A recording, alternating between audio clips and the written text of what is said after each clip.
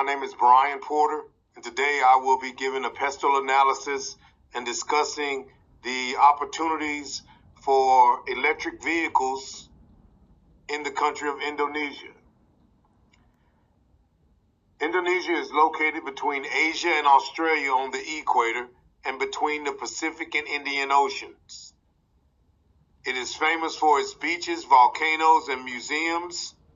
Indonesia was formerly known as Dutch East Indies, but they claimed their independence in 1945 following World War II. It is comprised of 17,000 small islands and is home to many indigenous and exotic wildlife, including the Komodo dragon. It has a very diverse population of over 600 ethnic groups. The population is mostly Muslim with about 10% Christianity. The economy in Indonesia is one of the largest in the world and is predicted to be number 7 in the world by 2030. And it is the largest economy in Southeast Asia.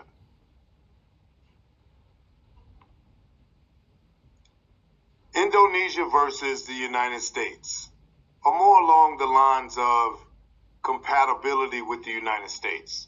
These two countries are similar, and they definitely like to trade. Some of the things that are already being traded between the United States and Indonesia are palm oil, electrical machinery, textiles, footwear, headgear, and agricultural goods are all being imported from Indonesia. We are exporting to the nation of Indonesia soybeans, aircraft, minerals, machinery, and cotton. To give you an idea of how much trade goes on between Indonesia and the United States, Indonesia exports $2.5 billion worth of goods to the United States, and the United States exports $1 billion to Indonesia, which creates a challenge for the United States when dealing with Indonesia. They are always operating under a trade deficit. In the last year, that deficit was $1.5 billion. Both of these countries have strong economies, but they come with a caveat of a little corruption, especially in the Indonesian country. With a scale of 0 to 100, 0 being very corrupt, the Indonesian government ranks on a world scale with a number of 38, whereas their counterpart, the United States, operates on a 69. So both countries are inundated with levels of corruption.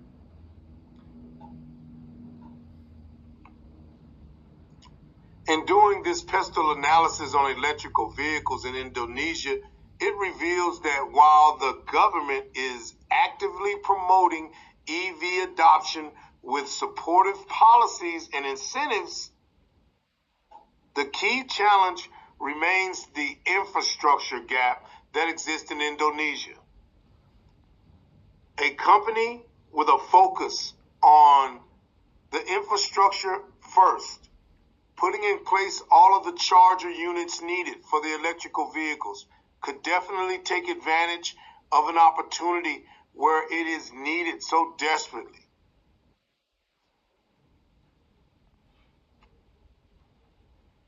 Some of the positive things are strong government support with policies promoting EV adoption, including tax incentives.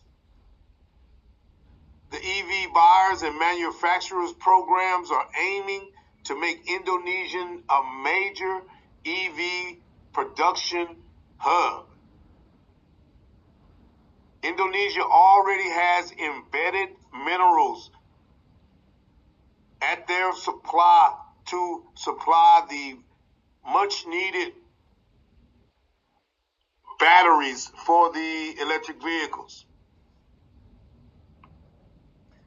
The bottom line, this is business, and is it going to be profitable to take this electrical car industry into Indonesia?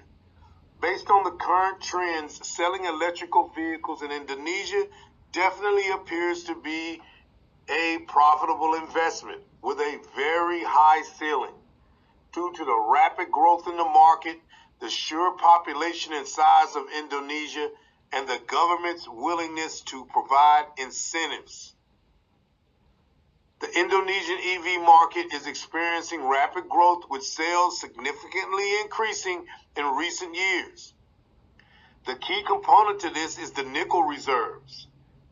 Indonesia possesses a vast nickel reserve that is needed to perpetuate the batteries for the EV vehicles. There are several companies that are already investing inside of that EV market. It is going to be a challenge because, once again, the infrastructure is just lacking. Consumers' knowledge over the practicality of electrical vehicles is just lacking. There needs to be a serious investment in the upfront cost of operating and purchasing EV vehicles. It has been rapid growth in Indonesia, with wages rising and consumers wanting to elevate their status. I believe in my analysis that this is a profitable investment to take the electrical vehicles into Indonesia